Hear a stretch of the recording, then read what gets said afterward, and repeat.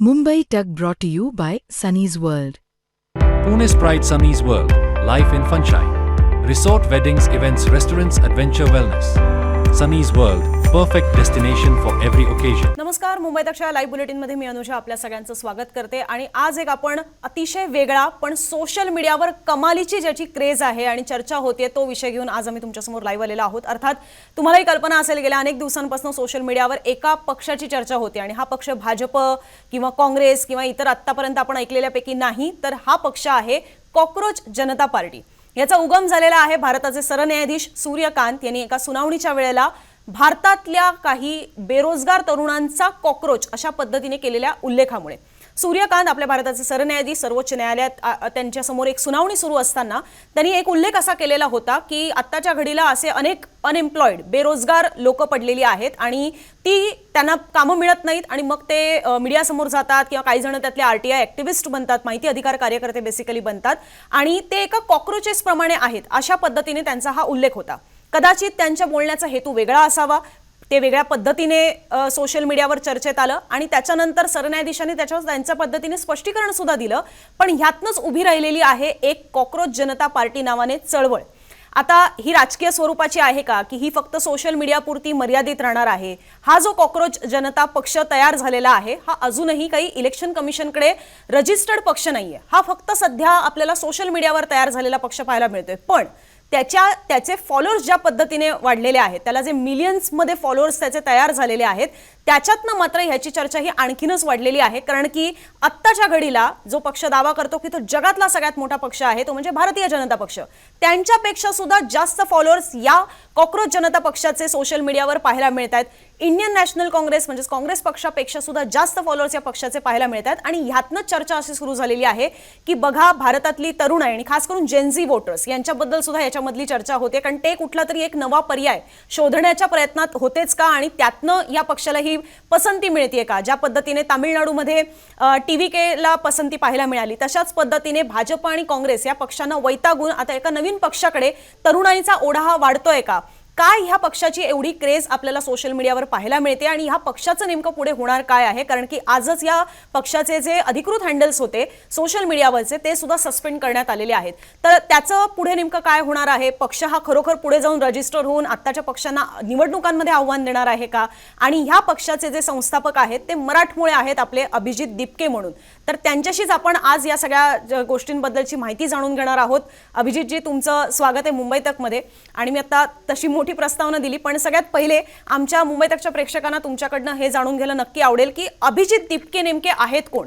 ते महाराष्ट्रातले आहेत, ते मराठी आहेत, पण ते नेमके येतात कुठून? त्यांची आधीची बॅकग्राऊंड नेमकी काय होती? तुम्ही नेमकं करता काय? आणि पक्षाच्या संदर्भात मी पुढचे प्रश्न घेईनच, पण सगळ्यात पहिले आमच्या प्रेक्षकांना सांगा की अभिजित दिपके ही व्यक्ती नेमकी आहे कोण?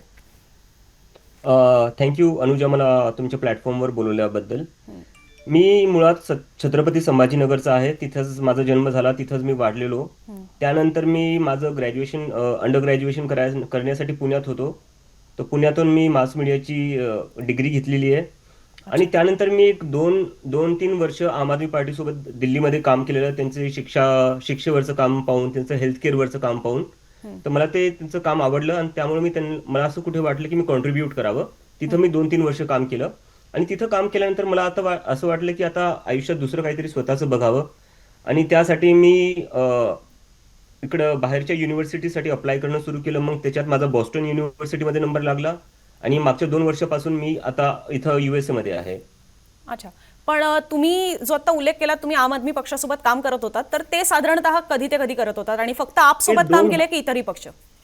नाही, मी फक्त आप सोबतच काम केलेलं आहे आणि ते 2020 ते 2022-23च्या दरम्यान.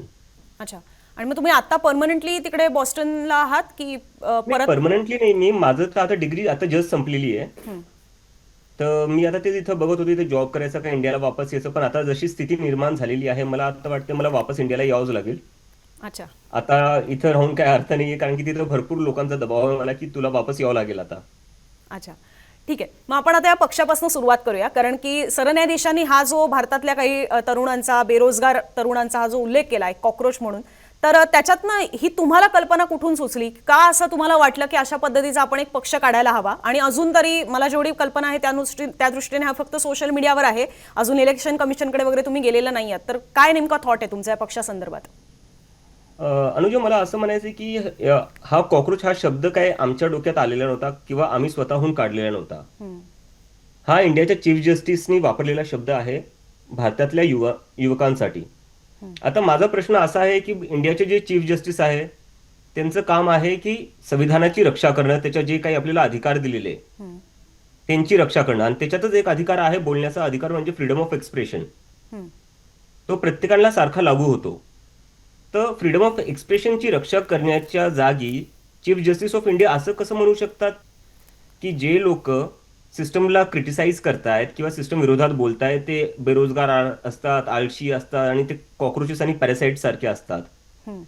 तर हे खूपच विचित्र गोष्ट आहे, कारण की एका डेमोक्रेसीमध्ये, एका लोकतंत्रमध्ये असं नसलं पाहिजे.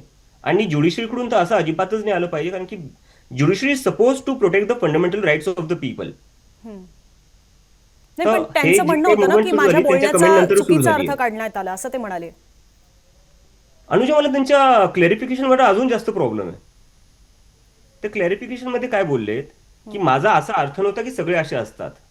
ते बोलले की जे लोक बोगस डिग्री घेऊन येतात किंवा ज्या लोकांकडे डिग्री नसते आणि तरी ते बोलतात, असं अशा काहीतरी प्रकारचं ते बोललेत. तर मला हा साधा प्रश्न विचारायचा आहे, कारण की मी जरी आता छत्रपती संभाजीनगरमध्ये वाढलोय आणि एका मिडल क्लास वर्गातून होतो म्हणून मला डिग्री घेणं जमलं, मला शिक्षण घेणं जमलं, पण मी हिंगोली सारखे, माझं मूळ गाव हिंगोली आहे, सिंधुक पिंपरी सारख्या छोट्या गावातून मी येतो. मी लहानपणी ज्या मुलांसोबत खेळलो ते आजही as a daily veg labourer, कामगार म्हणून ते काम करतात. त्यांना डिग्री नाही घेता आली. मी बऱ्याचशा आदिवासी मुलांसोबत लहानपणी खेळलेलो आहे, त्यांना डिग्री नाही घेता आली. तर मग त्यांना बोलायचा अधिकार नाहीये का? जे फक्त डिग्री घेतील त्यांनाच बोलायचा अधिकार आहे का? संविधानात तर असं काही नाही लिहिलेलं आहे. संविधानामध्ये तर प्रत्येकाला सारखा अधिकार दिलेला आहे. तर मग आपले चीफ जस्टिस ऑफ इंडिया असं कसं म्हणू शकतात की फक्त ठराविक लोकांना बोलण्याचा अधिकार असेल आणि ठराविक लोक जर बोलले तर मग ते कॉक्रोच आणि पॅरासाइट? आणि जर असंच असेल तर मला म्हणायचं, एक व्यक्ती आहे ज्यांच्या डिग्रीचा शोध मागच्या 10-12 वर्षापासून चालू आहे पण भेटत नाहीये, आणि ती व्यक्ती कोण आहे हे आपल्या सगळ्यांना माहिती आहे. ठीक आहे, मी राजकीय मुद्द्यावर येते, पण परत एकदा मला तुमच्या वैयक्तिक आयुष्यावर जायचं, कारण तुम्ही आता उल्लेख केला त्या पद्धतीने की तुम्ही हिंगोलीतनं येता आणि तिथे अशा समाजासोबत तुम्ही वाढलेला आहात की ज्यांचा आवाज आज सुद्धा रिझर्वेशन वगैरे या सगळ्या गोष्टी असून सुद्धा तेवढा पोहोचत नाही.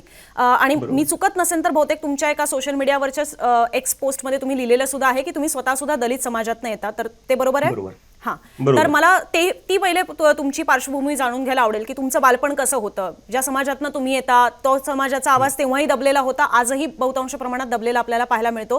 तर तुमचं ते बालपण कशा पद्धतीने राहिलेलं आहे? तुम्हाला कुठल्या कुठल्या गोष्टींचा सामना करावा लागला? हालाखीचं जीवन होतं का? आई वडील काय करायचे? कसं तुमचं शिक्षण झालं आणि मग आज तुम्ही अगदी बॉस्टन पर्यंत पोहोचलेलात? नाही, माझं आयुष्य पर्सनली बघायला गेलं तर तसं काही तेवढं हे नव्हतं, कारण की माझे वडील जे होते ते शिकले, पण माझ्या वडिलांचं आयुष्य खूप अवघड होतं, कारण की ते हिंगोली सारख्या एका ग्रामीण भागात जन्मले आणि तेव्हा दुष्काळ होता. तशा काळात त्यांनी त्यांचं आयुष्य काढलेले. माझी आजी मला सांगायची खायला भाकरी नसायच्या अशा टाइममध्ये तुझे वडील शिकलेले. पण ते शिकल्यामुळं आणि जे बाबासाहेब आंबेडकरांनी आम्हाला अधिकार दिलेले त्यांच्यामुळं त्यांना भरपूर सवलती भेटल्या आणि त्यांच्यामुळं माझं आयुष्य चांगलं झालं. त्यामुळे मला तेवढा स्ट्रगल नाही करावा लागला जेवढा त्यांना करावा लागला. ओके, तर आता मी त्या राजकीय विषयावर सुद्धा येते. एक तर मला हे समजून घ्यायचं आहे की तुम्ही हे जे पक्षाचं नाव ठेवलंय हे कॉक्रोच जनता पार्टी असंच का ठेवलं? तुम्हाला कॉक्रोच म्हणजे इंडियन नॅशनल कॉक्रोच असं ठेवावं असं का नाही वाटलं, किंवा आम कॉक्रोच पार्टी असं ठेवावं असं का नाही वाटलं? ते भाजपची जी पक्षाची ओळख आहे, भारतीय जनता पक्ष किंवा भारतीय जनता पार्टी, त्याच धर्तीवर तुमचं कॉक्रोच जनता पार्टी का आहे? कारण की जर इंडियन नॅशनल काँग्रेस सत्तेत असली असती तर ह्या पक्षाचं नाव नॅशनल काँग्रेस पार्टी असलं, नॅशनल कॉक्रोच पार्टी असलं असतं. आम आदमी पार्टी जर सत्तेत असली असती तर या पक्षाचं नाव आम कॉक्रोच पार्टी असली असती. या पक्षाचं नाव कॉक्रोच जनता पार्टी आहे. याचं कारण हे आहे की एक पार्टी आहे जी रिटायर्ड झाल्यानंतर सुप्रीम कोर्टच्या जजला राज्यसभेवर पाठवती किंवा त्यांना वेगळ्या वेगळ्या पोझिशन्स देती ॲज अ रिवॉर्ड, तर ते जे काही प्रो को होऊ लागलं, त्या जे 2 पार्टीजमध्ये होते, जे 2 इन्स्टिट्यूशन्समध्ये होते, ते त्यांच्यासाठी येते. जेव्हा बाकी पार्टी बनतील आम्ही त्यांच्यावरही असंच बोलू. ओके. पण मग आता तुम्ही काही उदाहरणं जी दिलेली आहेत, म्हणजे तुम्ही नाव न घेता एक प्रकारे आपल्या माजी सरन्यायाधीशांसंदर्भात बोललेला आहात की जे राज्यसभेवर गेले 2019च्या वेळेला, तर ह्या गोष्टी तर तशा जुन्या आहेत. मग तुम्हाला आत्ताच ह्या सगळ्या गोष्टी कराव्याशा का वाटतात? तुम्ही आधीपासूनच या सगळ्या गोष्टींमध्ये उडी घेण्याचा प्रयत्न का नाही केलात? तेव्हा मी खूप लहान असलो अनुजा, ऍक्च्युली मी म्हणजे शाळेत असेल मी तेव्हा. तेव्हा अच्छा, तुम्ही आता माझ्याकडे किती वर्षाचे आहात? मी आता 29-30 वर्षाचं झालोय. आणि मला राजकारण म्हणजे आता तुम्ही जेव्हा बोलता तेव्हा मी काय 23-24 वर्षाचा असेल मी. अच्छा. तर मी तेव्हा शिकत होतो, मलाही म्हणजे जग समजायला वेळ लागला असता ना. हां हां. तर मला जेव्हापासून समजू लागले तेव्हापासून मी बोलू लागलोय. ओके. मला हे पण समजून घ्यायचं आहे की हा पक्ष आता फक्त सोशल मीडियाच्या कॅम्पेन पुरता तुम्ही ठेवणार आहात की हा खरोखर उद्या जाऊन आम्हाला राजकीय पक्ष म्हणून पाहायला मिळेल? कारण त्याची एक प्रक्रिया असते की तुम्हाला केंद्रीय निवडणूक आयोगाकडे जाऊन तो पक्ष नोंदणीकृत करावा लागतो. मग तुमच्या निवडणुकांच्या कामगिरीवर तुमचा प्रादेशिक पक्ष, राष्ट्रीय पक्ष या सगळ्या गोष्टी ठरतात. तर हे सगळं सोशल मीडियामध्ये आता क्रेज सुरू आहे म्हणून तेवढ्यापुरताच मर्यादित राहणार आहे? मग त्या तुमच्या विचारसरणीच्या दृष्टीने तुम्ही त्याच्यावर पोस्ट टाकत राहणार आहात की तुम्ही खरोखर राजकारणात उडी घेणार आहात? म्हणजे मला असं याच्यात हे विचारायचं की आपण राजकारण नेहमी 5 वर्षातून एकदा होणाऱ्या निवडणुकीपुरतंच का बघतो आपण? तेवढंच राजकारण तेवढ्या पुरतंच राहिलेलं आहे का? त्याच्या व्यतिरिक्त काही राजकारण राहिलंच नाही का? अकाउंटेबिलिटी सरकारकडून घेणं हे राजकारण नाही राहिलंय का? बहुतेक आपण राजकारणाला फक्त 5 वर्षातून होणाऱ्या एकदा निवडणुकीपर्यंत लिमिटेड ठेवलेलं आहे. त्यामुळे सरकार आता अकाउंटेबल राहिलेली नाहीये. आपल्याला याचा विचार करावा लागेल की फक्त निवडणुकीपुरतं किंवा कोण इलेक्शन लढते कोण नाही लढते त्याच्या लिमिटेड राजकारण असणं खूपच घातक आहे. आणि जो तुम्ही प्रश्न विचारला आम्ही उतरणार की नाही, मला एक गोष्ट क्लिअर करायची आहे की आम्ही ही पार्टी काही प्लॅन करून स्टार्ट केली नव्हती. हा आमचा एक सटायर होता सिस्टमवर, जे सिस्टम आता युथचं ऐकत नाहीये, त्यांना समजून घ्यायचा प्रयत्नही करत नाहीये. हा सटायर होता आणि हा सटायरच राहिला असता जर लोकांमध्ये राग नसता. पण हा लोकांचा राग आहे, त्याच्यामुळे आता ही मुव्हमेंट बनली आहे. आणि मला तुम्हाला हे विचारायचं, जर तुम्हाला वाटतं हे फक्त सोशल मीडिया पुरतंच लिमिटेड आहे किंवा राहील, तुम्ही आज माझा इंटरव्ह्यू का घेताय? कारण त्याला प्रतिसाद कसा मिळतोय? मिलियन्स फॉलोअर्स तुमचे अवघ्या 2-3 दिवसात झालेत. एक्झॅक्टली. तर हा देशाचा मूड बदलतोय. आपण हे लक्षात घेतलं पाहिजे की मागच्या 2-3 वर्षापासून भारताचा जो युवक आहे तो वैतागलेला आहे. मागच्या 40 वर्षात जितकी बेरोजगारी नव्हती तेवढी बेरोजगारी आज आपल्या देशात आहे. आपल्या देशातून दरवर्षी 50 लाख ग्रॅज्युएट निघतात बाहेर युनिव्हर्सिटीज कॉलेजेसमधून.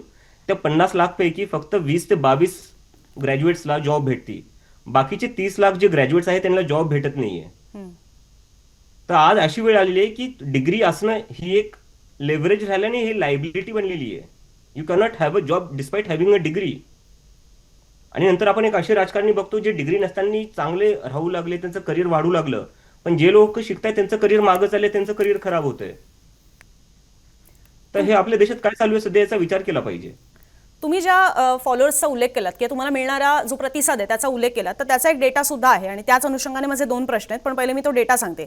भारतीय जनता पक्षाचे इंस्टाग्रामवर जर आपण पाहिलं, जिकडे सगळ्यात जास्त तरुणाई असते, 18,000 त्यांच्या पोस्ट आहेत. त्यांचे फॉलोअर्स हे 8.8 मिलियन्स इतके आहेत आणि ते स्वतः 4च लोकांना फॉलो करतात. त्याच्यामध्ये स्वाभाविकपणे नरेंद्र मोदी, अमित शहा आणि भाजपचे राष्ट्रीय अध्यक्ष नवीन असतील आणि अजून एखादा कोणीतरी असेल आणि भाजपचंच कदाचित अधिकृत इतर हँडल असेल. वर्सेस आता आपण काँग्रेस पाहूया. म्हणजे भाजपचे 8.8 मिलियन फॉलोअर्स आहेत इंस्टाग्रामवर, काँग्रेसचे 13 मिलियन फॉलोअर्स आहेत इंस्टाग्रामवर आणि तुमचे जे कॉक्रोच जनता पक्षाचा जो मी हँडल बनवलं त्याचे ह्या अवघ्या 2-3 दिवसांमध्ये फक्त 60च पोस्ट असून सुद्धा 14.9 मिलियन फॉलोअर्स बनलेत आणि कदाचित ते अजूनही जास्त असू शकले असते जर तुमचे आज इतर हँडल सस्पेंड झाले नसते तर. तर मला हे पहिले विचारून घ्यायचंय, मी सस्पेन्शनवर नंतर येते, पण पहिले हे जाणून घ्यायचं आहे की तुम्हाला असं का वाटतं की एवढे 2 तगडे ऑप्शन भारताच्या राजकारणामध्ये आत्ता असताना सुद्धा भाजप असेल किंवा काँग्रेस असेल, इतक्या मोठ्या संख्येने तुमचे फॉलोअर्स जे वाढतायत याच्या मागचं तुम्हाला काय कारण वाटतं? सरकारवर हा विश्वास राहिलेला नाहीये का अशाही दृष्टीने पाहिलं जाते? एक जेनझी मूव्हमेंट तयार होते किंवा हा एक तरुणाईचा आवाज की ज्याला रस्त्यावर उतरून आंदोलनं करणं हे आता तेवढं माहिती नाहीये, कारण गेल्या 10 वर्षांमध्ये तशी मोठी आंदोलनं आपण पाहिलेली नाहीये तरुणांची. पॉईंटची, पण ती सोशल मीडिया थ्रू कुठेतरी दिसून येत आहेत का, प्रतिबिंबित होत आहेत का, हा त्यातला अर्थ निघू शकतो का? तुम्हाला काय वाटतं की तुम्हाला एवढे मोठ्या संख्येने फॉलोअर्स मिळण्यामागचं काय कारण असू शकतं? तर मी ह्या लोकांशी बोलतोय, रोज बोलतोय. मी रोज कमीत कमी 200-300 लोकांशी पर्सनली बोलायला बघतोय, मेसेज करतोय मी त्यांना कॉल करतोय. मी रात्रभर जागून मीडियासोबत बोलता बोलता मी त्या लोकांशी बोलायचा प्रयत्न करतोय. तर ते लोक मला एकच गोष्ट म्हणतायत की आम्ही होप सोडून दिल्या होत्या, आम्हाला वाटत नव्हतं या देशात काही होऊ शकतं, पण जेव्हा तुम्ही हे प्लॅटफॉर्म सुरू केला, भलेही मजाकमध्ये जरी सुरू केला असेल, पण आम्हाला असं वाटलं आमच्यासाठी कोणीतरी बोलतंय. जेव्हा आम्हाला कॉक्रोच म्हणण्यात आलं, जेव्हा आम्हाला पॅरासाइट म्हणण्यात आलं, तेव्हा बाकी कोणता पक्ष जरी काही बोला नसेल तरी आम्हाला एक दिसलं कोणती तरी नवीन पार्टी आली आहे, भलेही गंमत जम्मत म्हणून आली आहे, पण कमीत कमी ती आमच्यासाठी उभा तरी राहिलेली आहे. आणि काय चालू आहे आपल्या देशात मागच्या 10-12 वर्षापासून अनुजा आपण हे बघतोय, एक नॅरेटिव्ह बघतोय. आपल्या देशात नॅरेटिव्ह काय मागच्या 10-12 वर्षात कसल्या टाईपचं पॉलिटिक्स चालू आहे? हिंदू मुसलमानाचं पॉलिटिक्स चालू आहे, गाय गोबरचं पॉलिटिक्स चालू आहे. आपल्या सगळ्या गोष्टी तिथंच येऊन फिरतायत. तर आपल्या सरकारचे ज्या फोकस आहे तो सगळा तिथंच आहे. मी मागच्या 2 वर्षापासून इथं अमेरिकेत राहतोय. इथं विषय काय चालू आहे? AI मध्ये अमेरिका अजून कसा पुढे जाऊ शकतो, सेमीकंडक्टर कॅपॅसिटीमध्ये अमेरिका अजून कसा पुढे जाऊ शकतो, अमेरिका क्लीन एनर्जी, रिन्युएबल एनर्जीवर 100% कसा जाऊ शकतो, हे इथलचा कॉमन डिस्कोर्स आहे, इथलचा डिस्कशनचा. आपल्या इथं काय कॉमन डिस्कोर्स असतो? आपल्या इथं कुठे 4 लोक जरी भेटले तरी त्यांच्या त्याच गोष्टी आहेत, कारण की मीडियावरही तेच दिसतंय, सरकारमध्येही तेच चालू आहे. पण याचं आपल्याला हे कळत नाहीये की युवकांना याचा फायदा काय होतोय, त्यांच्यासाठी कोण बोलतंय? सत्ता पक्ष असो, मीडिया असो किंवा अपोजिशन असो, त्याच्यातलं कोणीतरी हे जे 20-22 वर्षांची मुलं आहे आज, जी नीटची तयारी करतायत, IIT मध्ये गेलेली आहेत, काही डेटा सायंटिस्ट बनायचा विचार करतायत, त्यांच्यासाठी तुम्ही केव्हा ऑफर केलेलं आहे आजपर्यंत? आणि कधी करणार तुम्ही काहीच ऑफर केले नाही. You have failed to address their needs, आणि त्यामुळेच ते इतक्या लवकर आमच्याकडे आलेत, नाही तर ते त्यांच्याकडे गेले असते. नाही, पण ह्याच्यात हाही एक मला मुद्दा दिसतो. तुम्ही जसं म्हणताय की लोक वैतागलेली असतील, तर त्याच्यामध्ये हा एक मुद्दा आहे की लोक जर वैतागलेली असतील तर लोक किमान विरोधी पक्ष जे आहेत त्यांच्याकडे सुद्धा वळायला हवी होती. म्हणजे आता मला ज्या पद्धतीने दिसतंय की काँग्रेसच्या पेक्षा सुद्धा जास्त तुमचे फॉलोअर्स झालेले आहेत अवघ्या 2 दिवसात. काँग्रेस हा भारतातला सगळ्यात जुना राजकीय पक्ष आहे.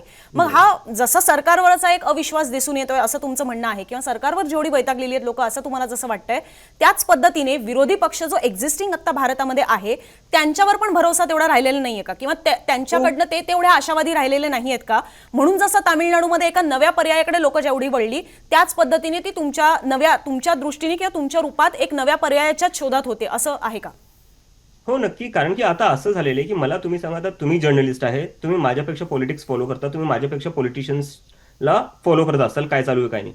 मला तुम्ही सांगा असं कधी झालेलं आहे मागच्या 2-3 वर्षात, कोणताही पक्ष असो अपोजिशन मधला, त्यांनी सरकारची अकाउंटेबिलिटी कधी फिक्स केली आहे? जेव्हा युवकांचे काही मुद्दे असलेले, बेरोजगारी 40 वर्षात सगळ्यात जास्त आहे आपल्या देशात, काय केले अपोजिशननी? पण त्यावर रस्त्यावर उतरले तुम्ही? युवकांसाठी बोलले तुम्ही? नाही बोलले ना. तर मग का हे युवक तुमच्याकडे येतील का? पण आता म्हणजे काँग्रेस त्याबद्दलची आंदोलनं करत असतं, बरेचदा त्यांच्या कार्यकर्त्यांची धरपकड होत असते. राहुल गांधी स्वतः बेरोजगारी आणि जे पिछडा समाज ज्यांना म्हणतात किंवा मागासवर्ग जो आहे त्यांचे मुद्दे लावून धरतात. त्यांना सरकारमध्ये OBC असतील, दलित असतील ह्यांना स्थान मिळत नाही, यावर ते बोलताना पाहायला मिळतात. तर असं नाहीये की विरोधी पक्षाने पूर्णपणेच या सगळ्या गोष्टींना इग्नोर केलेला आहे. विरोधी पक्ष मुद्दे नक्की मांडतो, आंदोलनं करत असतो. नाही, माझा प्रश्न हा आहे की तुम्ही एंगेज करताय का? जी आज 20 ते 25 वर्षाची एज ब्रॅकेट आहे, जे मुलं मुली आहेत त्यांच्यासोबत तुम्ही एंगेज केलंय का? कुठे कमी पडतो विरोधी पक्ष असं तुम्हाला वाटतं की ज्याच्यामुळे विरोधी पक्ष असून सुद्धा लोक त्यांच्याकडे न जाता तुमच्याकडे येत आहेत? मला असं वाटतं त्यांचं एक तर कम्युनिकेशन गॅप आहे. जसं की मला हे खूप सगळे लोक म्हणतात, आता हे जे मी ज्या माझ्या पक्षाशी जे लोक जुडलेले आहेत, आमचा जो प्लॅटफॉर्म आहे ते जास्तीत जास्त करून 19, 20, 21, 22 अशा एज ब्रॅकेट मधले. ते मला सगळे सांगतात आम्ही प्रेस कॉन्फरन्स बघत नाही, आम्ही मीडिया न्यूज चॅनल बघणं सोडून दिलेलं आहे, कारण की तिथं काही चालू असताना प्रेस कॉन्फरन्स मध्ये ते काय बोलतात त्यांनाच माहिती. एकंदरीत तुमचा वे ऑफ कम्युनिकेशन आउटडेटेड झालेला आहे, एक्सपायर्ड झालेला आहे. आजच्या जनरेशनला तो समजत नाहीये. तुम्हाला वे ऑफ कम्युनिकेशन बदलावं लागेल. आणि तो कसा बदलेल? जेव्हा तुम्ही या लोकांशी डायलॉग करसाल, जेव्हा या तुम्ही यंग जनरेशन सोबत संवाद करसाल, तेव्हाच तुम्हाला कळेल ना त्यांचा वे ऑफ कम्युनिकेशन काय. काय करायला हवं असं तुम्हाला वाटतं? जसं तुम्ही एक सांगताय की काय लोकांपर्यंत अपीलच होत नाही, हे जसं तुम्ही सांगताय, तसंच भारताच्या तरुणाईला खास करून, कारण आपण बेरोजगारांबद्दल बोलत असू, तर काय असं विरोधी पक्षाने केलं असतं तर भारतातला तरुण हा वर्ग त्यांच्याकडे आकर्षित होऊ शकला असता किंवा आशावादी राहू शकला असता त्यांच्याबद्दल? मी काही एवढा सीझन पॉलिटिशियन नाही आहे. मी स्वतः 2-3 दिवसांआधीच ही मूव्हमेंट सुरू केलेली आहे. पण मला जेवढं कळतंय मी त्यावरनं हे सांगेल, की सगळ्यात आधी गरज आहे की तुम्ही फक्त युवकांसोबत बसा. पहिले त्यांचं ऐकून घ्या. ह्या युवकांची सगळ्यात मोठी कंप्लेंट हीच आहे, की आमच्याशी कोणी बोलतच नाही, आमचं कोणी ऐकतच नाही. आमच्यासाठी तुम्ही आम्हाला गृहीत धरून निर्णय घेता. कोणी आम्हाला येऊन विचारतं का आमच्या गरजा काय? ठीक आहे, तुम्ही जसं म्हणलं की अपोजिशन पार्टी कधी कधी काहीतरी करतात. अग्रीड. पण ते किती डायलॉग नंतर करतात. स्वतःहूनच ठरवलंय का डायलॉग करून ठरवलंय? त्या मुलांचं तेच म्हणणं आहे. ही जेनझी जनरेशन आहे. हे त्यातले नाहीये की अरे आम्ही तुमच्यासाठी केलं तुम्ही खुश होऊन जा. नाही, तुम्ही आम्हाला विचारून केलं का? तुम्ही आमचं मत घेतलं का? तुम्ही स्वतःहूनच कसं काय ठरवू शकता आम्हाला काय हवंय आणि काय नाहीये? So you need to involve them in your discourse. ते तुम्ही जोपर्यंत करणार नाही ना तोपर्यंत तुम्ही सक्सेसफुल होणार नाही या लोकांची एंगेज करायला किंवा त्यांना अट्रॅक्ट करायला. ही जनरेशन खूप वेगळी यांना तुम्ही समजूच शकलेली नाहीये. आणि तुम्ही समजू नाही शकले त्यामुळे तुम्ही असे कॉकरोच आणि पॅरासाइटचे शब्द वापरतात. तुम्ही आता उल्लेख केला त्या पद्धतीने की अनेक बेरोजगारीची समस्या आहे आणि ते तरुण तुम्हाला अप्रोच करतायत. पण जेवढा आम्ही आता स्क्रीनवर सुद्धा दाखवतोय आणि जेवढे तुमच्या फॉलोअर्समध्ये सुद्धा पाहायला मिळते, खूप सेलिब्रिटीज सुद्धा आहेत जेही तुम्हाला फॉलो करतायत. सो त्यांना पण एक तुमचं वेगळं आकर्षण आहे. त्यामुळे असं नाहीये की फक्त बेरोजगारीच्या समस्येवर लोक पर्याय शोधत होते किंवा बेरोजगारीच्या मुद्द्यावरच लोक सरकारवर अविश्वास त्यांचा असेल तर तो दिसतोय, असं नाहीये. मोठमोठे सेलिब्रिटीज तुम्हाला फॉलो करताना पाहायला मिळतात मला. जसं की त्याच्यामध्ये मी चुकत नसेल तर कंकना सेन शर्मा आहेत, कुणाल कामरा आहेत, अजूनही काय काय ऍक्ट्रेसेस आहेत, ते उर्फी जावेद आहे, तेही तुम्हाला फॉलो करतात. तर हा कुठला पॅटर्न आहे? म्हणजे ही अशा पद्धतीची लोक जी तुम्हाला अप्रोच करत असतील किंवा त्यांनी तुम्हाला मेसेजेस केले असतील, तर हे बेरोजगारीच्या पलीकडचा असा कुठला वर्ग आहे की ज्यांना सरकारच्या काही विशिष्ट गोष्टी पटत नाहीत आणि ते आज तुम्हाला फॉलो करतात? नाही, ते नक्की असू शकतं. सरकारच्या काही गोष्टी या लोकांना पटत नसतील आणि ते पण कुठल्या, म्हणजे बेरोजगारी हा एक मुद्दा तुम्ही सांगितला, त्या पलीकडे मी जाऊन येतोय त्याच्याकडे. तर सरकारच्या काही गोष्टी त्यांना पटत नसतील त्यामुळे तर आमच्याकडे येत आहे हे अगदी बरोबर असू शकतं. पण आपल्याला एक मोठा ट्रेंड बघायला पाहिजे.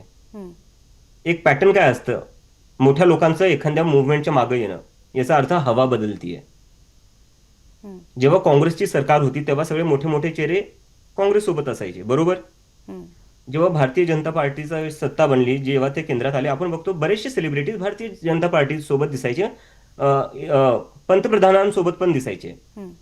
आणि आता मोठे मोठे चेहरे कॉक्रोच जनता पार्टीकडे काय येतात? कारण की त्यांना दिसतंय मूड बदलतोय देशाचा. तर आपल्या देशात म्हणजे नाहीतरी कॉमन टेंडन्सी जी मला अजिबात आवडत नाही, ते आपण म्हणतो ना चढते सूरज को सलाम, ते तसं असतं. तर जिथं जिथं पॉप्युलरिटी थोडी जास्त वाढली लोक सहसा तिकडे जातात विचार न करता. माझं असं म्हणणं आहे, जरी तुम्ही आमच्याकडे येत आहे, तुमची क्रिटिकल थिंकिंग थोडी ठेवा. आपल्या देशाला खूप गरज आहे क्रिटिकल थिंकिंगची. आपला देश कधी कधी खूपच जास्त भावनेत वाहून जातो. भावनेत वाहून नाही गेलं पाहिजे. आपण थोडा विचार करून गोष्टी केल्या पाहिजे. आपण कोणाला समर्थनही जरी देतोय तरी थोडा विचार करून दिला पाहिजे. आणि ते आमच्यावरही तेवढंच लागू होतं. मी बाकी लोकांसाठीच नाही बोलते. आम्हाला तुम्ही सपोर्ट करणार असाल, फॉलो करणार असाल तर थोडा विचार करून करा. विचार करून नाही केलं तर मग असंच होतं, एखादी सरकार बनून जाती, मग ती तुम्हाला उत्तरं देत नाही, ती गृहीत धरती. ते होऊ देऊ नका, आमच्यासोबतही होऊ देऊ नका. नाही, मी परत म्हणून तो प्रश्न विचारते की बेरोजगारी हा एक मुद्दा झाला, पण जेव्हा वेल सेटल्ड लोक, नोकरदार वर्ग आणि खास करून सेलिब्रिटीज लोक की ज्यांना कशाची कमतरता नाही असं आपल्याला साधारणतः भासतं, तर ठीक आहे तुम्ही कोणाचं नाव घेऊ नका, पण बेरोजगारीच्या पलीकडे जाऊन तुम्हाला मेसेजेसमध्ये आणखीन कुठल्या अशा गोष्टी, समस्या जाणवत आहेत की ज्याच्यामुळे लोक वैतागलेली आहेत? आता हे जसे मला बरेचसे मुलं बोलत होते त्याच्यातलं माझ्याकडे एक केस आली. मला एकाने सांगितले की 17 वर्षाच्या मुलांनी आत्महत्या केली. तो नीटची परीक्षा करत होता. आमच्या 17 वर्षाचा मुलगा जो उद्या जाऊन डॉक्टर झाला असता, ज्यांनी उद्या जाऊन देशाची सेवा केली असती, किती लोकांचा जीव वाचवला असता, ज्याचं स्वप्न होतं की मी दुसऱ्या लोकांचे जीव वाचू, त्याला स्वतःचा जीव द्यावा लागला. कशामुळं? सरकारच्या फेलियरमुळं, सिस्टमच्या फेलियरमुळं. आणि त्याच्यावर ऍक्शन काय होतं? काहीच ऍक्शन नाही. राजीनामा सुद्धा येत नाहीये. आम्ही राजीनामा मागितला, आमचं अकाउंट सस्पेंड केलं. हे आपल्या देशात कुठे गेली अकाउंटेबिलिटी? काय सिस्टम चालू आहे आपल्या देशात?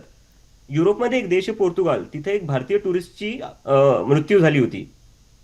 एका टुरिस्टची मृत्यू झाली, त्यामुळं तिथलच्या मिनिस्टरनी रिझाईन केलं. टुरिस्टच्या मृत्यूवर, त्यांच्या देशाचा नागरिकही नव्हता तो. आपल्या देशाची मुलं आत्महत्या करतायत सरकारच्या फेलियरमुळं, आणि एक साधा राजीनामाही होत नाही, आणि जे राजीनामे मागतायत तुम्ही त्यांचे अकाउंट सस्पेंड करतायत. ही लोकशाही ठेवली आहे का तुम्ही? आणि दुसरी गोष्ट, अजून एक सीबीएसईचा मुद्दा आहे. मला सीबीएसईच्या एका मुलाचा मेसेज आला की दादा आमच्यासोबत खूपच वाईट होते, तू आमच्यासाठी बोल. म्हणलं काय मुद्दा आहे मला सांग तू थोडं समजून. तो म्हणे की मी परीक्षा दिली सीबीएसईची, त्यांनी मला मार्क दिले, पण असं कळलंय आता की त्यांनी खूपच घाई गडबडीत पेपर चेक केले आणि बऱ्याचशा लोकांना चुकीचे मार्क आलेत. त्यामुळे ते पेपर परत रिचेक करतील आणि परत आम्हाला बरोबर मार्क देतील. तर मी म्हटलं मग ठीक आहे ना, इफ दे आर ओके आणि ते जर तुम्हाला रिचेक करून बरोबर मार्क देणार असतील तर प्रॉब्लेम काय? तर म्हणे त्याच्यात ही प्रॉब्लेम आहे की ते आमच्याकडून पैसे घेत आहेत. मग मला असा प्रश्न पडतो, चुकी कोणाची इथं? सरकारची आहे. मिस्टेक सरकारने केली, पूर्णपणे सिस्टमची चुकी आहे इथं. शिक्षा कोणाला भेटते? मुलांना. पैसे कोणाकडून काढताय तुम्ही? मुलांकडून. कोणत्या लॉजिकनी आणि कोणत्या हक्कानी? अरे तुमची चुकी आहे, तुम्ही मुलांकडून कसं काय पैसा काढताय? उलट तुम्ही म्हणलं पाहिजे आम्ही चुकी केलेली आहे, आम्ही सगळ्यांचे फ्रीमध्ये पेपर रिचेक करू. पण तुम्हाला अजून पैसे उकळायचे, हा तर सरळ भ्रष्टाचार झाला ना मग. आणि तुम्हाला माहिती आहे की मुलांची मजबुरी असेल, काही करून पेपर रिचेक केलाच पाहिजे, काही करून ते पैसे देतीलच. तर तुम्ही त्या मजबुरीचा फायदा घेऊन तुम्ही मुलांकडून पैसे काढू लागले, स्टुडंट्सकडून पैसे काढू लागले. म्हणजे मी असं तरी सिस्टम पाहिलं नाहीये, कारण की मी इथं 2 वर्ष राहतो अमेरिकेत. इथं अशा गोष्टी होत नाही, आणि इथं येऊन माझे डोळे उघडलेत की आपल्या देशात काय कारभार चालू आहे. आपण अलीकडेच म्हणजे आपल्या भारता शेजारचे काही देश आहेत, बांगलादेश, नेपाळ, श्रीलंका, या सगळ्या ठिकाणी जन आक्रोश पाहिला तिथले जे सत्ताधारी होते त्यांच्या विरोधात. आणि मधल्या काळामध्ये ज्या पद्धतीने हे नीट परीक्षेचं झालेलं आहे, त्याही वेळेला केजरीवाल यांनी म्हटलेलं होतं की देशाच्या युवकांनी आता रस्त्यावर उतरलं पाहिजे. तुमच्याही बोलण्यातनं त्या पद्धतीचं जाणवतंय की खूप लोकांमध्ये या सगळ्या गोष्टींचा संताप आहे. तुम्हाला असं वाटतंय की अशा पद्धतीच्या काही गोष्टी जे विरोधक अंदाज बांधतायत त्या पद्धतीने, की उद्या हा तरुण इतका वैतागलेला आणि संतापलेला आहे की उद्या जाऊन खरोखर रस्त्यावर उतरेल आणि त्या देशांसारखीच आपली परिस्थिती होईल, असं विरोधकांच्या बोलण्यातनं जाणवतंय? तुम्हाला खरोखर जाणवतंय की हे सगळं सोशल मीडियावरच रिॲक्शन देण्यापुरता भारताचा तरुण मर्यादित राहील, की तो उद्या जाऊन खरंच रस्त्यावर उतरेल? मला याच्या आधी एक गोष्ट क्लिअर करायची आहे. हे ना म्हणजे बरेचसे जर्नलिस्ट आहे, मी तुमच्यासाठी नाही म्हणत आहे, हे मी जे हिंदी जर्नलिस्ट आहे त्यांच्यासाठी बोलतोय. ते माझ्या तोंडातून ही गोष्ट काढून घ्यायला बघतायत की आम्ही नेपाळसारखं काहीतरी करू, पण मी त्या गोष्टीवर जाणार नाही. मला त्यांना सांगायचं, मला एक गोष्ट क्लिअर करायची आहे. भारताचा जो तरुण वर्ग आहे, भारताचा जो जेनझी आहे, त्यांना तुम्ही नेपाळ, बांगलादेश आणि श्रीलंकामध्ये जे झालं त्याच्याशी कम्पेअर करू नका. आपला जेनझी खूप समजदार आहे. मी ह्या जेनझी मुलींसोबत बोलतोय ना, हे IIT ची तयारी करतायत, नीटची तयारी करतायत, कोणी म्हणते मला डेटा सायंटिस्ट बनायचंय, कोणी म्हणते मला रिसर्चमध्ये जायचंय. तर बघायला गेलं ना, हे मुलं मुली जी आजची कॅबिनेट मिनिस्ट्री आहे त्यांच्यापेक्षा जास्त शिकलेली आहे. आपल्या राजकारणात जेवढी लोक आहेत ना आज मोठ्या मोठ्या पदांवर बसलेली, त्यांच्यापेक्षा जास्त शिकलेली आहे. हे दंगे करणारी लोक नाही आहेत, हे संविधान समजतात, हे यांचे अधिकार समजतात आणि यांना माहिती, यांना किंमत आहे त्यांची. त्यामुळे ते म्हणतायत की आम्ही जे काही करू ते आम्ही संविधानाच्या हद्दीत राहून करू आणि आम्ही शांतपणे करू, पण आम्ही आमचे आवाज उठवू आणि आम्ही आमचे मुद्दे मांडू. तर यांना असं बदनाम, दुसऱ्या देशांमध्ये काय झालं त्याच्यावरनं बदनाम करणं मला नाही वाटत बरोबर आहे. आणि जर आपण कम्पेअर करू तर आपण त्यांना बदनाम करतोय. आपण थोडं तरी आपल्या देशाच्या तरुणाला क्रेडिट दिलं पाहिजे की ते आहेत समजदार, ते भरपूर शिकलेले आहे आणि ते जे देश चालवत आहेत त्यांच्यापेक्षा जास्त शिकलेले आहेत. ही गोष्ट विसरायला नकोय. आणि देशात दंगे कोण करते मागच्या 10-12 वर्षात हेही माहिती, तरुण नाही करत आहे, हा जेनझी दंगे नाही करत आहे देशात. धर्माच्या महाराष्ट्रात ज्या वेळेला राज ठाकरेंनी आंदोलन उभं केलेलं होतं त्यावेळेला मोठ्या प्रमाणात तरुण हे रस्त्यावर उतरत होते. अण्णा हजारेंचं तिकडे दिल्लीमध्ये ज्या वेळेला उपोषण सुरू होतं, केजरीवालांनी पूर्ण मुवमेंट तयार केलेली होती, त्यावेळेला तरुण रस्त्यावर उतरलेले होते. आपल्याकडे हिंदू मुस्लिम या वादावर सुद्धा तरुण रस्त्यावर उतरतात, एकमेकांना चिथावणी या दोन्ही बाजूंनी दिल्या जात असतात. सो असं नाहीये की भारतातला तरुण हा रस्त्यावर उतरून म्हणजे आक्रोश व्यक्त करणाऱ्यातला नाहीये. भारतात सुद्धा या सगळ्या अनेकदा घटना घडलेल्या आहेत. नाही, पण आपण त्याच्यातल्या मग आपण दुसऱ्या पण घटना बघितल्या पाहिजे. आपला फ्रीडम स्ट्रगल आपण पाहिला पाहिजे. त्याच्यात भारतातला तरुण रस्त्यावर उतरला होता आणि जगातला एकमेव देश आपला असा असेल ज्यांनी अहिंसेने आपलं फ्रीडम घेतलेलं आहे.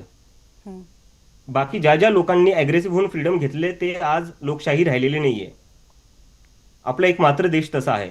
नंतर आपण घेऊ एमर्जन्सी 1980चा काळ, तेव्हा हीच भारतीय जनता पार्टी रस्त्यावर जनसंघ म्हणून उतरलेली होती. मग यांना पण आपण म्हणायचं त्यांना, तेव्हा यांना जर लोक म्हणले असते की नाही तुम्ही रस्त्यावर उतरसाल तर तुम्ही काय जाळपोळ करसाल, तुम्ही देश पेटवसाल, तर मग इमर्जन्सी संपली असती का आपल्या देशात?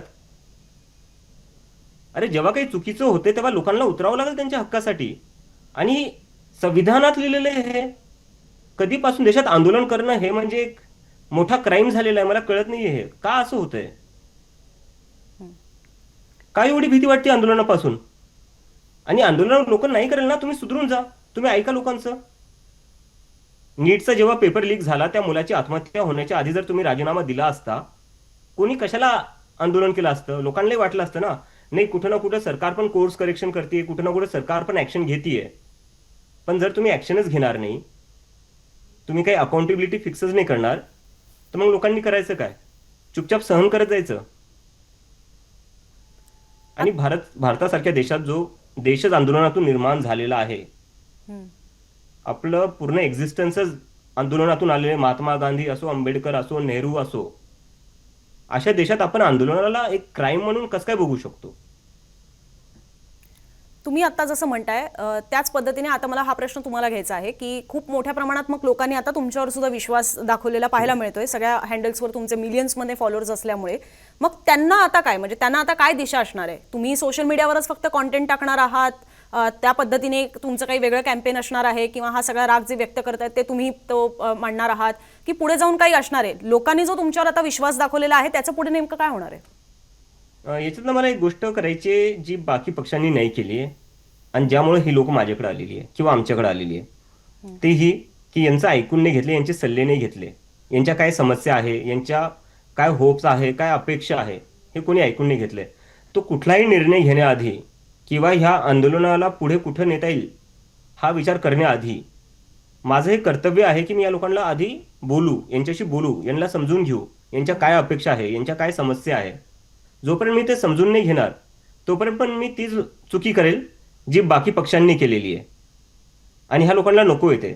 तर आधी यांना मी समजून घेईल. त्याच्यासाठी आम्ही आता प्लॅन्स करतोय, आम्ही कॅम्पेन लॉन्च करणार आहे जिथे आम्ही सगळ्यांचे सजेशन्स बोलवणार आहे, सगळ्यांचे इनपुट्स घेणार आहेत की तुमचे ठराविक 5 मुद्दे काय असतील, तुमचे ठराविक 5 अपेक्षा काय असतील, आणि कोणत्या कोणत्या गोष्टी आहेत ज्याला तुम्ही वैतागलेले आहेत. तर हे जोपर्यंत आम्ही समजून नाही घेणार तोपर्यंत आम्ही पुढचा काही निर्णय नाही घेणार. कारण की आपल्याला हे समजून घ्यावं लागेल, जेव्हा जेव्हा या देशात आंदोलन होतं किंवा जगात कुठेही आंदोलन होतं, एस्टॅब्लिशमेंट असती ती नेहमी वाट बघत असती की हे लोक कधी चुकी करतील. म्हणजे आम्ही सरळ म्हणू शकतो, आम्ही आधी सांगितलं होतं या लोकांचं काही होऊ नाही शकत. They wait for you to fail.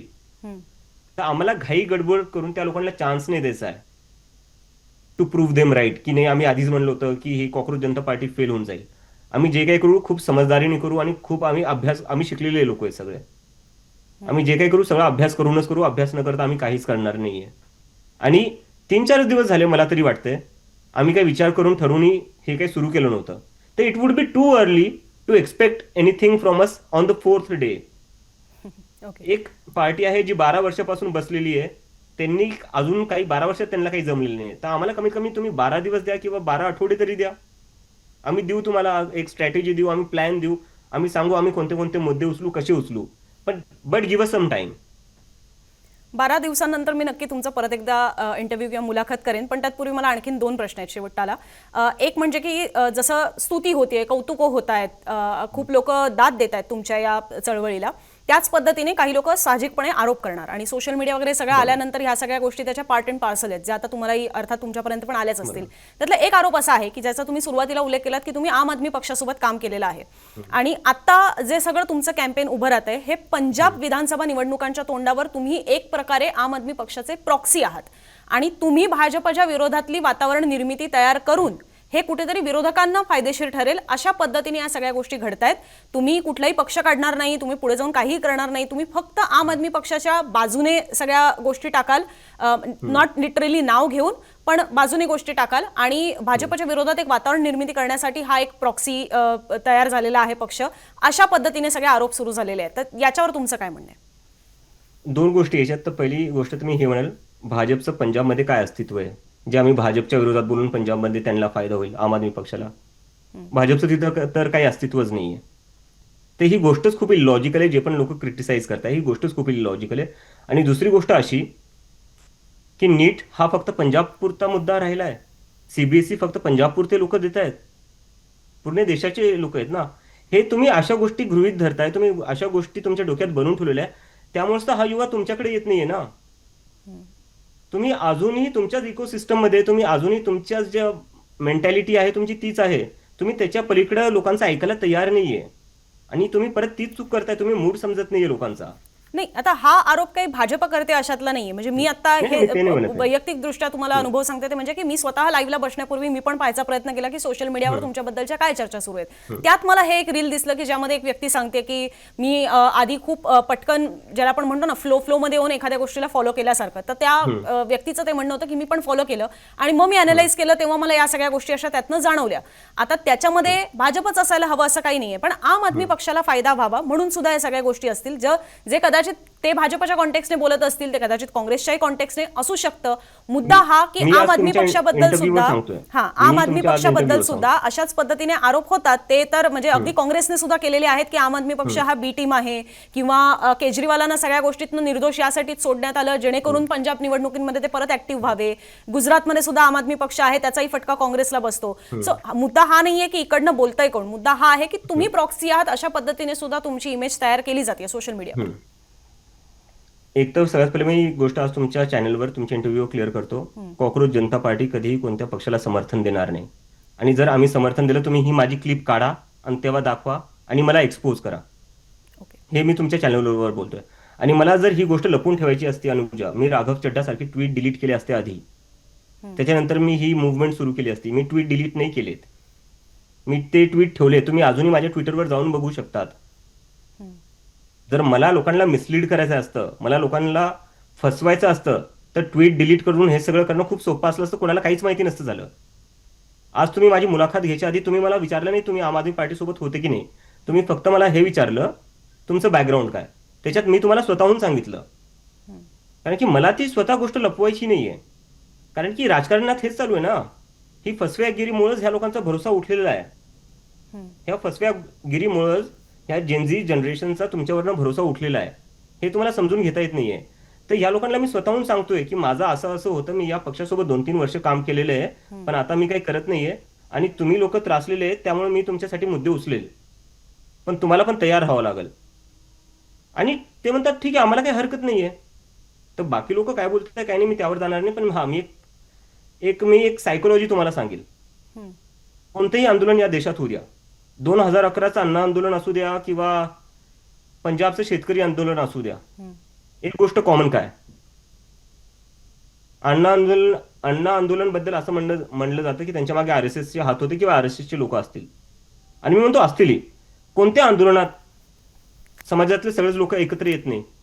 भ्रष्टाचार हा सगळ्यांचाच मुद्दा होता तेव्हा. तो कोणत्या एका वर्गाला किंवा एका आयडिओलॉजीला इफेक्ट करणारा मुद्दा नव्हता. तर मग बाकीच्या आयडिओलॉजींनी यायचं नाही का? आले असतील, मी ते नाही म्हणत आहे. पण त्याच्यामुळे तुम्ही पूर्ण मुव्हमेंट, जो जेन्युइन राग आहे लोकांमधला, तोच तुम्ही डिसमिस करून टाकणार आहे. आणि हे मग किती घातक आहे लोकशाहीसाठी. मग असं तर कोणी प्रोटेस्टच करू नाही शकणार. सगळे पॉकेट्समध्ये प्रोटेस्ट करतील, त्यांना पोलीस काय 3-4 काठ्या मारून पळून लावतील. जेव्हा पंजाबचे शेतकरी दिल्लीमध्ये पूर्ण 1 वर्ष रस्त्यावर बसलेले होते, तेव्हा अण्णा आंदोलनावर जसा आरोप लावला जातो तसाच त्यांच्यावरही लावला गेला की ते खलिस्तानी आहेत किंवा ते असे आहे, उग्रवादी आहेत, बाहेरून समर्थन भेटते, इथून फंडिंग येते, तिथून फंडिंग येते. जे लोक सत्तेत असतात, जेव्हा जेव्हा त्यांच्या विरोधात काही ना काही आंदोलनं होतात, त्या आंदोलनाला अशाच प्रकारे बदनाम करायचा प्रयत्न करतात. पण हे समजून घ्यायला पाहिजे, लोकांचे काही जेन्युइन समस्या असतात, जेन्युइन राग असतो. तुम्ही अशा किती कन्स्पिरसी थिअरीज बनवल्या, तुम्ही असे किती बदनामी करायचा प्रयत्न केला, तो राग तो राहील ना. तो राग तर जेन्युइन आहे ना. त्याचं काय करणार तुम्ही?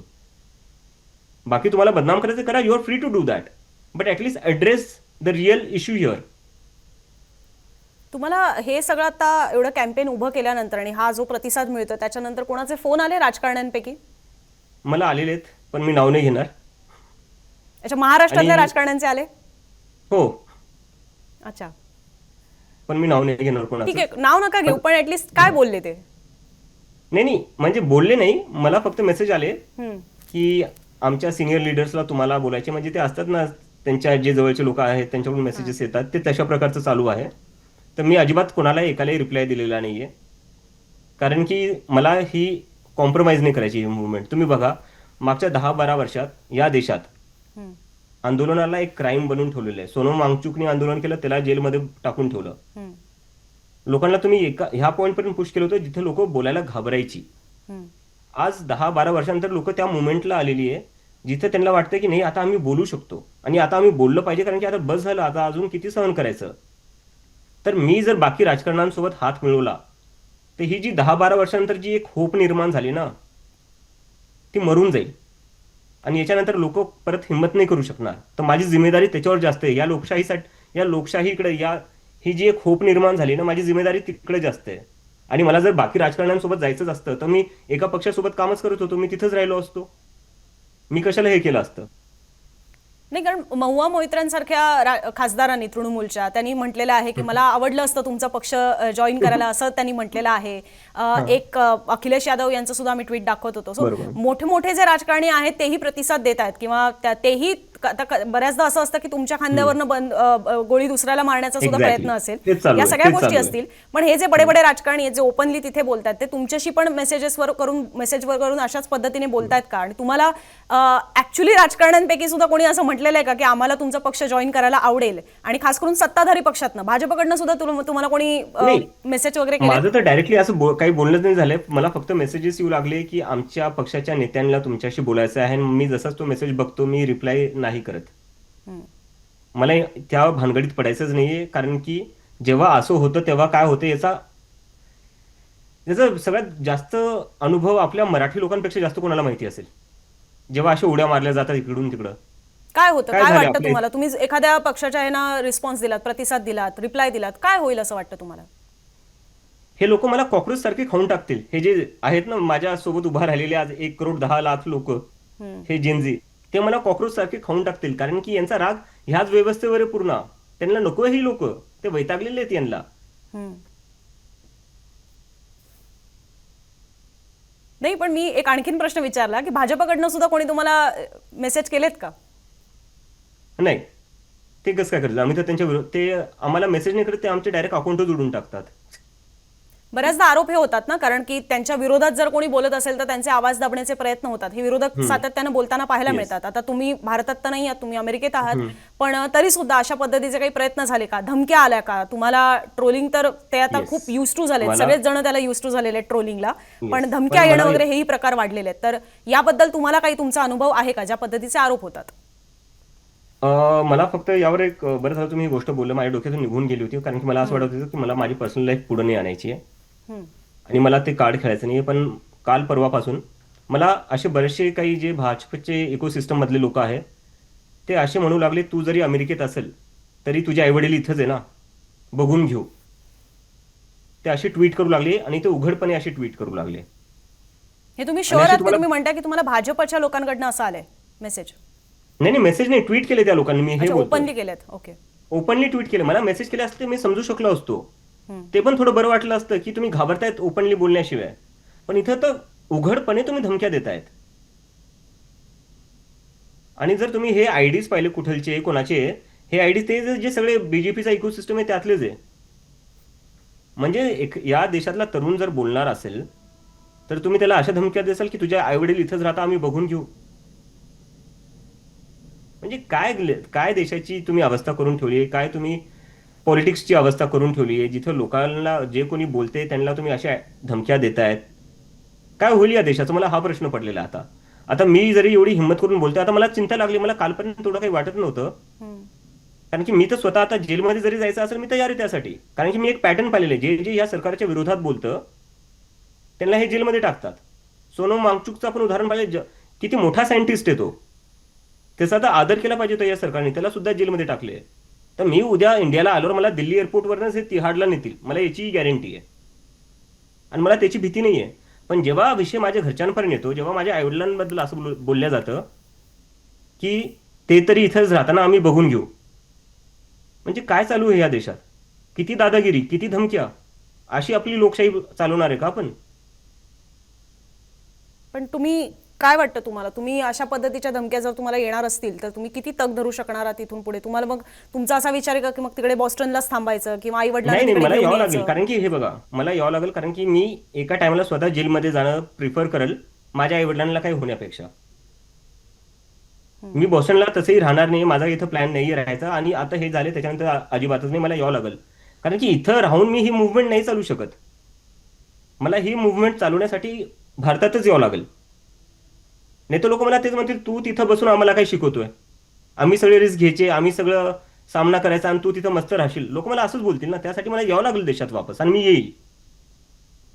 तुम्हाला अशी नाही भीती वाटत की बऱ्याचदा हेही आरोप होतात परत एकदा विरोधकांकडनं की भाजपच्या विरोधात तुम्ही बोललात म्हणजे तुम्ही काँग्रेसी झालात किंवा म्हणजे तुम्ही ध्रुव राठी, कुणाल कामरा किंवा असे लेफ्टिस्ट या गँगमधले झालात. एक टिपिकल टॅग लागतो तुमच्यावर. जर तुम्ही भाजपच्या विरोधात बोलत असाल तर एक टॅग लागतो तुमच्यावर.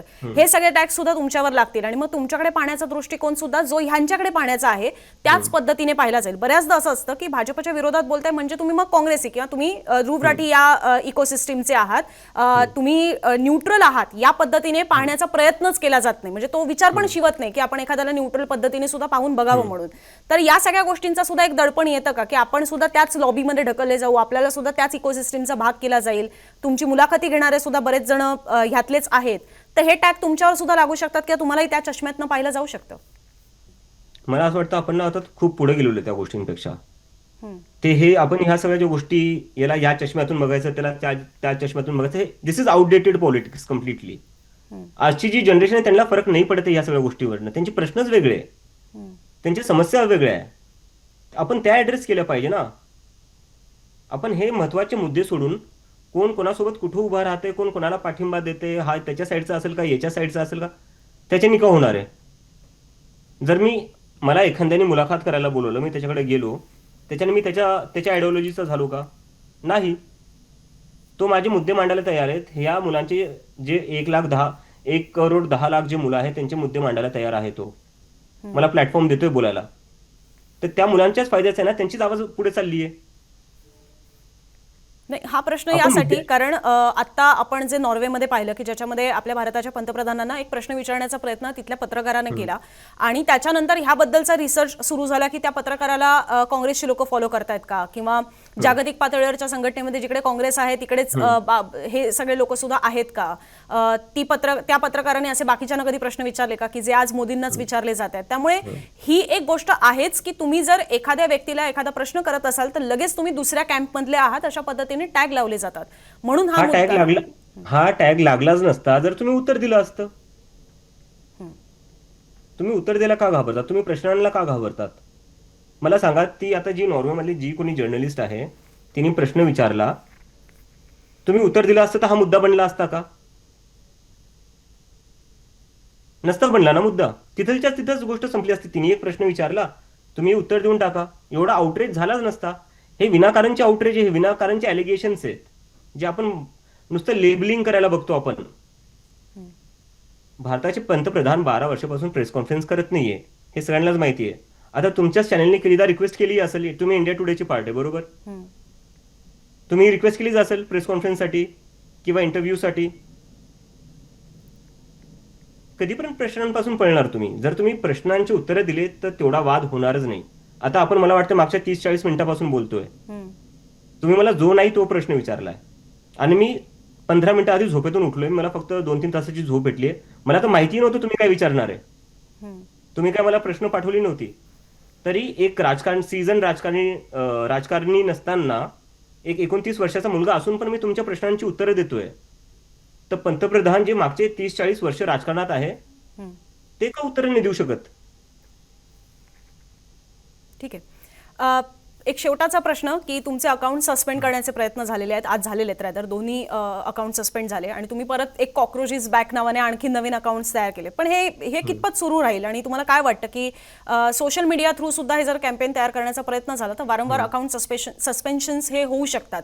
तर हे किती वेळ तुम्ही पुढे नेणार आहात? तुम्ही म्हणताय की तुम्ही काही कुठलाही राजकीय पक्ष म्हणून इतक्यात तो नोंदवण्यासंदर्भातला तुमचा विचार अजून तसा शिवलेला नाहीये. तर काय नेमकं म्हणजे पुढचा प्लॅन काय? आणि अकाउंट्स असे वारंवार सस्पेंड होत राहिले तर काय? नाही, ते जेवढे सस्पेंड करतील आम्ही तेवढे बनवू, कारण की जसंच त्यांनी सस्पेंड केलं आणि मी जसं दुसरं बनवलं, मला एका तासाच्या आत त्या अकाउंटवर 30,000 फॉलोवर आलेत एका तासाच्या आत. तर आता लोकही प्रतिसाद देऊ लागलेत की जर सरकार अकाउंट बंद करत असेल, बॅन करत असेल, तर आम्ही मुद्दामून अजून फॉलो करू अकाउंटला. तर ते जेवढे अकाउंट बंद करतील आम्ही तेवढे अकाउंट बनवत जाऊ, पण आम्ही बोलत राहू. पण काय कारण बोलणं काय त्या थांबवायचं. सस्पेन्शनचं काही आलं कळू शकतं? काहीच कारण दिलेलं नाही अजून, काहीच. आम्ही आता जाणार आहे त्याच्यात, केस करणार आहे आम्ही की कारण जे आमचं हँडल्स account- खरं तर तुम्ही वापरताय ते हँडल्सचे हेडक्वार्टर्स तुम्ही जिकडे आहात त्या देशात आहेत. हा, तर मी लिहिलंय त्यांना ईमेल, त्यांचा अजून मला रिस्पॉन्स नाही आलेला आहे की आमचं कोणत्या कारणामुळे असं झालेलं आहे. कारण की तुमच्या प्लॅटफॉर्मची पॉलिसी फ्रीडम ऑफ एक्सप्रेशनची आहे. मी ज्या देशाचा नागरिक आहे तिथं freedom of expression is a fundamental right. मी ज्या देशात आता शिकतोय तिथेही freedom of expression is a fundamental right. ते कशामुळे होऊ लागलं?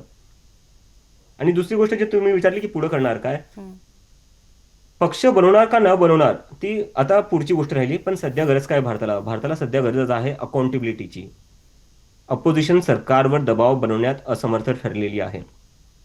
सरकारला तो प्रेशर फील नाही होते, आणि त्यामुळे तुम्ही बघताय काँग्रेसचं अकाउंट बंद होते, आम आदमी पार्टीचं अकाउंट बंद होते, समाजवादी पार्टीचं अकाउंट बंद होते, टीएमसीचं अकाउंट बंद होते.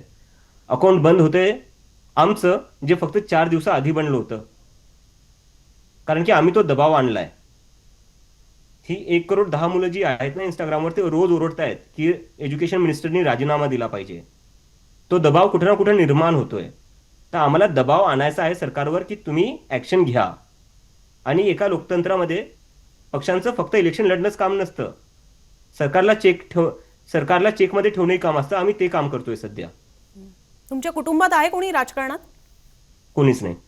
कोणीच नाही. आणि माझे कुटुंबामधले काय करतात ते मी आता सांगणार नाही, कारण की माझी एक रिक्वेस्ट आहे मराठी मीडियाला. बरं झालं तुम्ही हे केलं. माझी रिक्वेस्ट आहे, माझ्या घरी सगळे मीडियावाले धावून चाललेत, माझे घरचे थोडे घाबरतायत, तर प्लीज तसं तुम्ही करू नका. माझ्या घरच्या नाही, माझा प्रश्न विचारण्याचा हेतू फक्त या अर्थाने होता की मला जस्ट या मुलाखतीला येण्यापूर्वी असं कळलं की तुमच्याच कुटुंबातलं कोणीतरी जिल्हा परिषदेमध्ये सदस्य आहे आणि भाजपच्या विरोधात अपक्ष म्हणून ती निवडणूक लढवलेली आहे. नाही, ओके, मला तरी नाही माहिती. ठीक आहे. तर मला फक्त त्याबद्दलची एक स्पष्टता घ्यायची होती, म्हणून हा शेवटाला प्रश्न. पण अभिजितजी, तुम्ही आज अगदी म्हणजे तुम्ही तर जसा उल्लेख केलात की तुम्हाला झोपही धड मिळत नाही, एवढा तुमचा मुलाखतींचा सगळा सिलसिला सुरू आहे कालपासनं, पण त्यात सुद्धा वेळात वेळ काढून तुम्ही मुंबई तकला हा वेळ दिलात, त्याबद्दल तुमचे मनापासून धन्यवाद. आणि तुमची पुढची सुद्धा वाटचाल आम्हाला जाणून घ्यायला नक्की आवडेल. त्यामुळे परत एकदा जेव्हा तुमचा निर्णय ठरेल तेव्हा मी आधीपासूनच आगाऊ तुमची वेळ मागून ठेवते मुंबई तकसाठी, आणि तेव्हाही तुम्ही आम्हाला मुलाखत द्याल. आणि मला आवडेल कधी पण मराठी मीडियासोबत मला कधी पण बोलायला आवडेल, कारण की हिंदी मीडियाचा आपला अजेंडा चालू आहे. आणि त्यामुळे आम्ही एक असं स्थान घेतलेलं आहे की जे मीडियावाले आम्हाला पटत नाही आम्ही त्यांच्याकडे जाणार नाही. आम्ही ते अजून एनकरेज करणार नाही तसल्या गोष्टी जिथं तुम्ही लोकांना बोलवतात आणि पुन्हा आंदोलनाला बदनाम करायचा प्रयत्न करतात. सो नक्की आम्हाला तुमच्या चॅनलवर यायला परत आवडेल. सो थँक्यू फॉर इन्व्हायटिंग अस. खूप खूप धन्यवाद.